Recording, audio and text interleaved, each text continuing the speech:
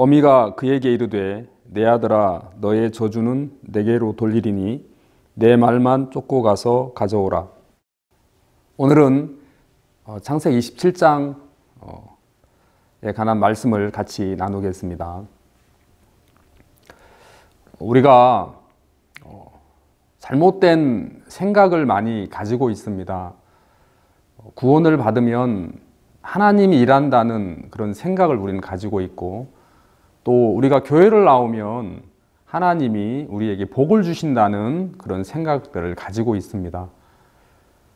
그렇지만 구원을 받았다고 다 복을 받는 게 아닙니다.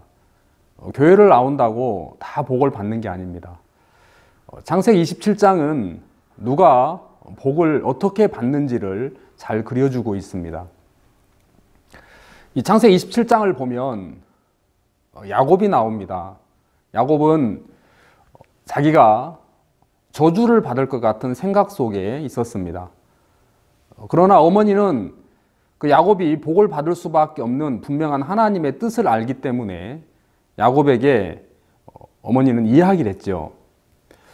그때 야곱은 펄쩍 뛰었습니다. 어머니, 내가 아버지께 나가면 복은 고사하고 저주를 받을까 하나이다 라고 야곱은 말했습니다. 어머니의 생각과 야곱의 생각이 서로 부딪혔다는 것입니다. 하나님의 뜻이 야곱이 복을 받을 수밖에 없는 그런 사람으로 정해져 있지만, 야곱이 자기의 생각을 계속해서 가지고 있는 동안 어머니 리브가는 야곱을 위해서 아무 일을 할 수가 없었습니다.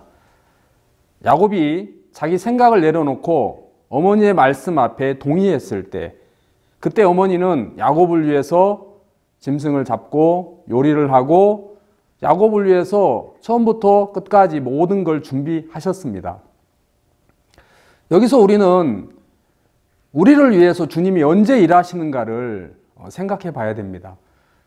구원을 받으면 하나님이 일할 수 있는 모든 조건을 다 우리 속에 갖추어져 있습니다. 그렇지만 아무나 속에 하나님 일하시는 게 아니라 자기 생각을 버리고 하나님의 뜻 앞에 동의할 때, 하나님의 뜻을 받아들일 때 하나님은 그때 비로소 우리를 통해 일하실 수 있는 것입니다. 창세기 27장을 통해서 하나님 우리에게 하나님의 뜻이 분명하지만 그렇다고 해서 하나님이 야곱에게 복을 주실 수 없었습니다. 한 가지 분명한 건 야곱의 생각이 버려진 적이 있고 어머니의 말씀을 받아들인 적이 있습니다. 그때 어머니는 야곱을 위해서 일할 수가 있었고 아버지 앞에 나가 복을 받을 수 있었습니다. 여러분들이 신앙생활을 하면서 우리는 그냥 막연한 우리 생각 속에 살아가는데, 성경은 분명하게 하나님이 언제 일하시는지를 우리에게 이야기해 주고 있는 것입니다. 우리 생각을 버리지 않으면, 그리고 하나님의 말씀을 받아들이지 않는다면 하나님은 일할 수 없는 것들을 그려주고 있습니다. 하나님의 말씀을 받아들이고 또 우리 생각을 내려놓고 하나님 말씀을 받아들여서 하나님 일하시는 여러분이 되시기를 바랍니다. 감사합니다.